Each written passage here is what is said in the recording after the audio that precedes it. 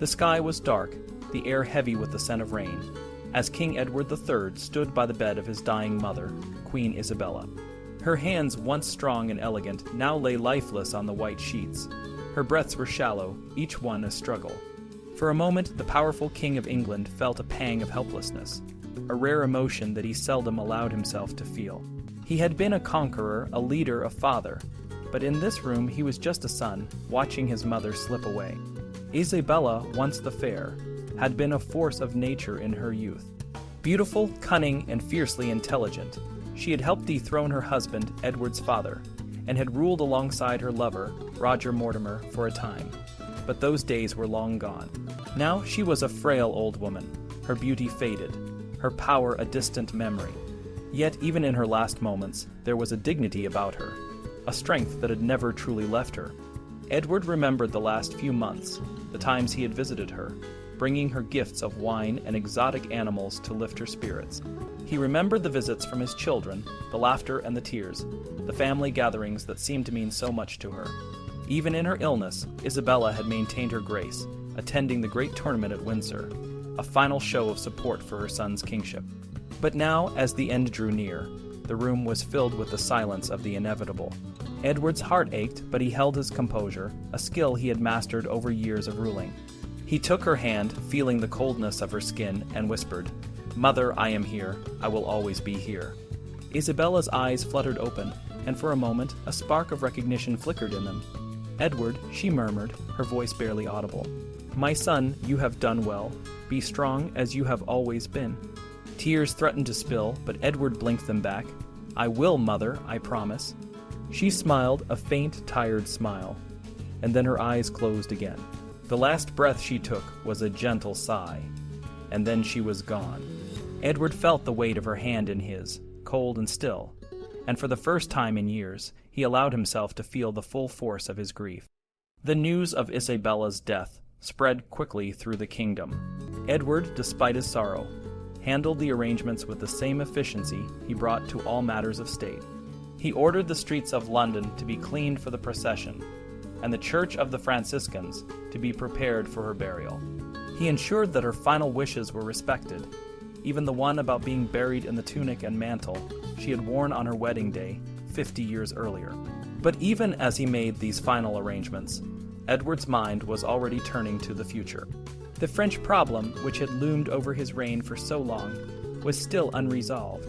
King John of France, his prisoner, had agreed to a new treaty, the Second Treaty of London, which would grant Edward vast territories and a huge ransom.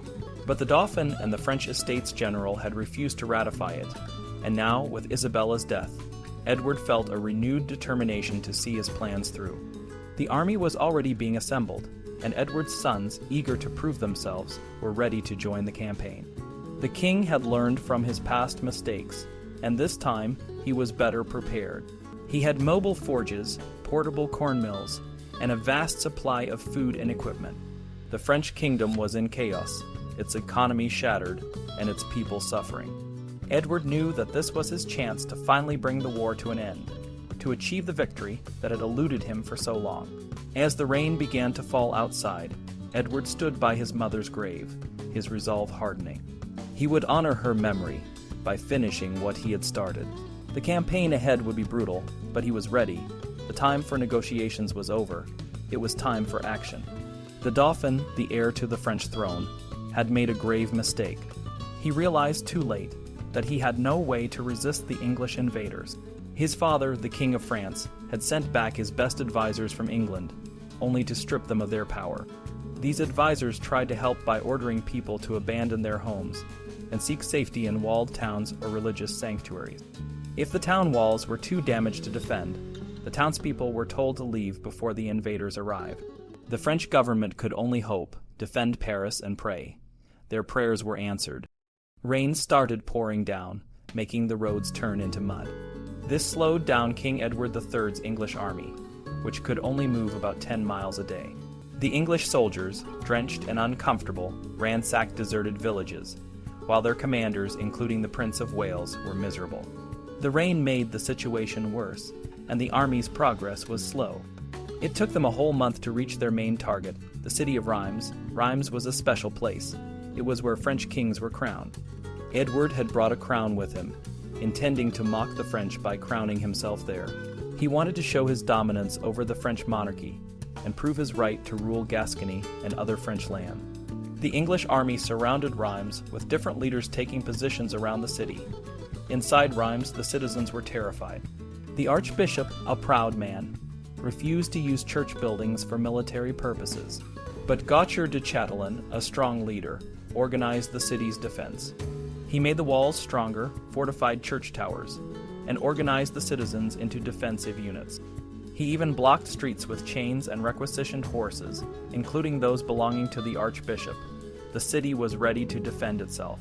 The English tried to break through the walls with archers, and by filling the ditches with timbers. But the brave citizens of Rheims fought back, trying to burn the timbers and stop the English.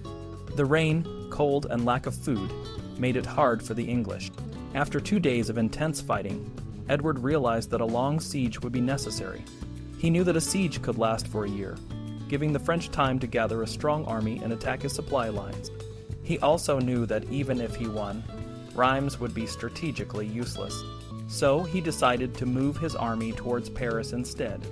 On January 11, 1360, Edward ordered his army to leave Rheims and march towards Paris. The siege had failed, but the destruction that followed was brutal. The English army looted, killed, and burned as they went, committing horrible atrocities. Some incidents were almost chivalrous, like Lord Burgher's showing the captain of Cormacy the mine he had dug under the castle, but the overall campaign was a nightmare. The Earl of March died during a siege, and Geoffrey Chaucer, the famous poet, was captured and had to be ransomed. The English tactics were effective. The French government, unable to stop Edward's army, had to seek peace. 5 weeks of destruction had left France reeling. A papal delegation asked Edward for a peace conference. Edward demanded the terms of the Second Treaty of London, but the French were shocked by his harshness, so the English continued their destruction. Villages were attacked, people were massacred, and even a Benedictine priory was burned, killing hundreds. On April 13th, a day that became known as Black Monday, a terrible storm hit. The sky darkened, and huge hailstones fell, killing thousands of men and horses. The English, caught in the open, could find no shelter. The storm was so intense that even the chroniclers wrote about it in awe. Froissart described it as if the heavens were cracking and the earth was opening up. Some sources say that up to 6,000 horses and 1,000 men died. Black Monday had a profound effect on Edward. He believed that the storm was a sign from God, telling him to make peace. He had always been a deeply religious man, often going on pilgrimages and giving thanks to God. The storm convinced him that it was time to end the destruction and seek peace. The French, who had also seen the storm, were ready to negotiate. They asked if the terms of the First Treaty of London, with a reduced ransom for the French prisoners, would be enough to stop Edward. Negotiations began at Bretigny on May 1, 1360, and were finalized on May 8th. Edward agreed to give up his claim to the French throne in exchange for sovereignty over the lands he had inherited and conquered. The details were to be worked out with the captive French king, but Edward was satisfied. He had achieved his goals. He ordered the English army to march to Honfleur and sailed back to England on May 18th. When he landed, there was feasting in the royal household for 2 weeks. In October 1360, Edward crossed the Channel to Calais to finalize the agreement. Some details about the renunciations were still to be discussed, but the Bretigny Treaty was ratified on October 24th. Edward returned to England and summoned Parliament to meet after Christmas to officially end the war. The war was over and Edward had won. In the late 14th century, King Edward III of England found himself at a pivotal point in his life and reign. After nearly a quarter century of fighting, the conflict he had been waging with France, which would later be known as the 100 Years' War, seemed to have reached a satisfying conclusion. The peace treaty he had negotiated was ratified, and for a moment, it appeared that the long, arduous struggle was over. However, the war was not a single, continuous conflict, but a series of intermittent battles and negotiations.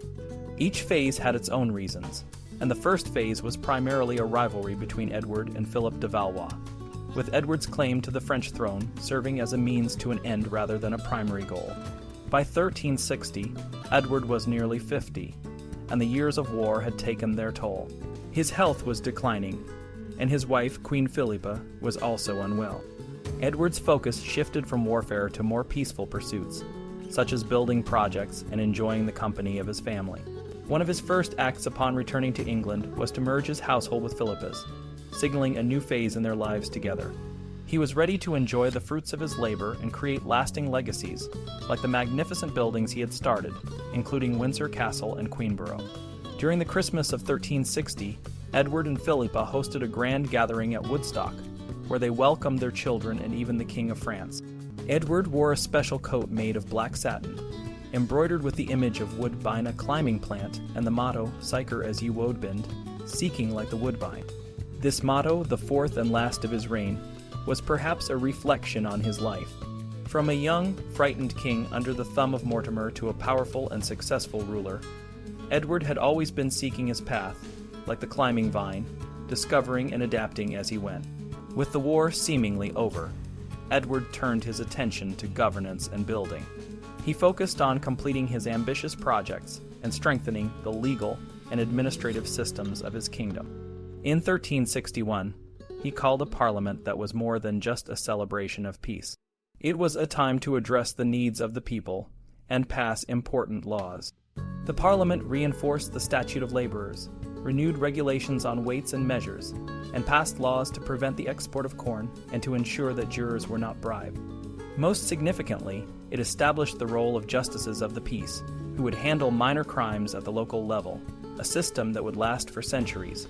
However, the year 1361 was marked by tragedy.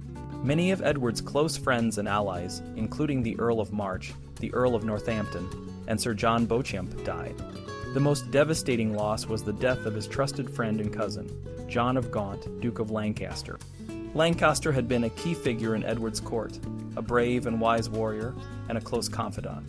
His death was a significant blow to Edward, who mourned him deeply and provided lavish funeral arrangements. The year 1361 also brought the return of the plague, which had a profound impact on the kingdom. People were terrified, and the disease spread quickly, especially among children who had no immunity. Edward, determined to show his faith and leadership, continued to appear in public and host events. He held a grand tournament at Windsor, where he installed new knights of the Garter, including his sons Lionel, John, and Edmund. Despite the plague, Edward also arranged two important royal marriages. His daughter Mary was married to John de Montfort, and his son, the Black Prince, married Joan, the Fair Maid of Kent. Though the match with Joan was controversial due to her scandalous past, Edward supported the union, and the couple was married with great ceremony at Windsor. As the year progressed, the plague continued to wreak havoc, and the kingdom faced new challenges. But Edward, now in his later years, remained committed to his duties and to the well-being of his people, even as he prepared to enjoy the peaceful and productive phase of his reign. Edward, the King of England, faced immense challenges as plague ravaged his kingdom. Despite his efforts to maintain a sense of normalcy, law and order began to crumble. Women who lost their husbands to the disease were forced to marry strangers to keep their homes and land. The exchequer, responsible for the kingdom's finances, had to be suspended to prevent the spread of the illness. Taxes and money matters suffered greatly. The deaths of important people around Edward only added to his burdens. In June, the Bishop of Ely, Thomas Lisle, passed away, though Edward was likely not too upset about this. However, the death of the Bishop of London, Michael Northburgh, in September was more concerning. Northburgh had co-founded the London Charterhouse with Sir Walter Manny. Even more distressing were the deaths of Sir John Mowbray and Sir Reginald Cobham in early October. Cobham had been a key figure in the Battle of Crecy. The Earl of Hereford and Sir William Fitzwarren, another knight of the Garter, also succumbed to the plague. The Bishop of Worcester died a month later. But the most heart-wrenching losses were those of Edward's daughters. In September, his 17-year-old daughter Mary died, followed by his youngest daughter, Margaret. Both were newly married and likely fell victim to the plague. The royal family mourned and buried the two princesses at Abingdon Abbey. Of his 5 daughters, Edward had lost all but one, Isabella. As if these personal tragedies were not enough, questions about his victory in France began to circulate at court. There were unresolved issues about the boundaries of certain lands that Edward claimed the French had given up. The French king, John, refused to renounce sovereignty over these lands, and Edward, in turn, refused to give up his claim to the French throne until the matter was resolved. This was not a ploy to restart the war, but a genuine concern over the treaty's details. To make matters worse, English soldiers of fortune were causing chaos in France, acting as renegade bands and plundering the land. Edward commissioned John Hound and Richard Worth to stop these soldiers, but it was a difficult task given the self-serving nature of these men after 23 years of war. At the beginning of 1362, Edward was approaching his 50th birthday, a significant milestone in the medieval world. While 50 might seem young to us today, it was considered old age for most aristocrats back then. Edward, aware of his advancing years, focused on securing the future of his sons. Edward's eldest son, also named Edward, was given the title Prince of Aquitaine in addition to Prince of Wales. He was to become the resident Lord of Aquitaine, a prestigious role. Lionel, Edward's second son, was tasked with restoring English rule in Ireland. Despite the challenges, Lionel set out with a well-equipped army and began his campaign. However, the situation in Ireland was complex, with many small, disparate lords and a mix of English and Irish loyalties. Lionel spent 5 years trying to bring order, eventually enacting the Statute of Kilkenny, which enforced strict distinctions between the English and Irish. John of Gaunt, Edward's third son, inherited the Duchy of Lancaster, the richest lordship in England, after the death of his sister-in-law. This made John one of the most powerful men in the kingdom. Edward had planned for John to become the heir of Scotland, but this was rejected by the Scottish Parliament. Edmund, Edward's fourth son, was set to marry the daughter and heiress of Count Louis of Flanders, but the plan was thwarted by the French influence on the Pope. Thomas, the youngest, was only 7, and not yet part of Edward's dynastic plans. His last daughter, Isabella, had refused to marry Bernard, the heir of the Gascon Lord Albret, and chose Anger and de Courcy instead. However, their marriage eventually ended in separation. Despite the numerous challenges and personal losses, Edward continued to work on securing his legacy and the future of his kingdom through his sons. Each son was given a significant role, reflecting Edward's vision of a strong, well-governed England. On November 13th, 1362, Edward III celebrated his 50th birthday with a grand parliament, almost entirely made up of commoners. This was a significant moment, and Edward used it to show his people that he cared. He issued a general pardon to wrongdoers and introduced a new statute of purveyance, which meant that people would be paid fairly for goods taken for the royal household. He also promised to hold a parliament every year, and made other important changes to benefit the common folk. Edward wanted to give back to his people, and his actions showed his benevolence. One of the most important things that came out of this parliament was the Statute of Pleading, which said that court cases should be conducted in English, with the records kept in Latin. This was a big deal because, for a long time, French and Latin were the languages of the nobility and the courts. By recognizing English as the tongue of the country, Edward helped to elevate the language and make it the national language. This change reflected the growing importance of English in the country. By the end of the 14th century, almost everyone of importance in England spoke English, including the king himself. On his birthday, Edward also promoted his sons to high titles. Lionel became the Duke of Clarence, John became the Duke of Lancaster, and Edmund became the Earl of Cambridge. Edward celebrated with a great feast, sharing his good fortune with his children, friends, and people.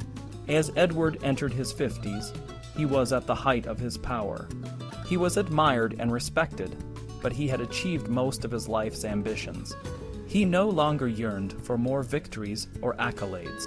Instead, he enjoyed the finer things in life, like feasting on salmon and drinking Gascon wine.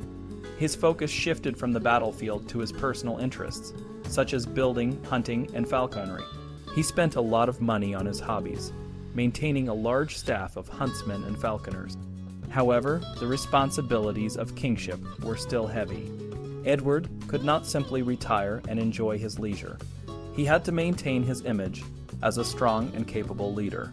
Despite his changing interests, He continued to participate in tournaments and host foreign dignitaries, even though he might have preferred to spend more time on his personal pursuits.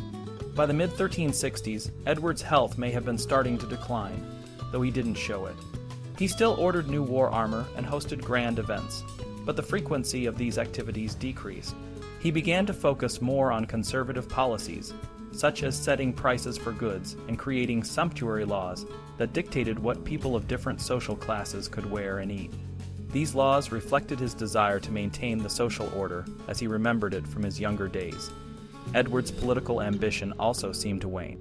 He didn't hold parliaments as regularly as he had promised, and some of the legislation he passed was more about maintaining the status quo than making significant changes.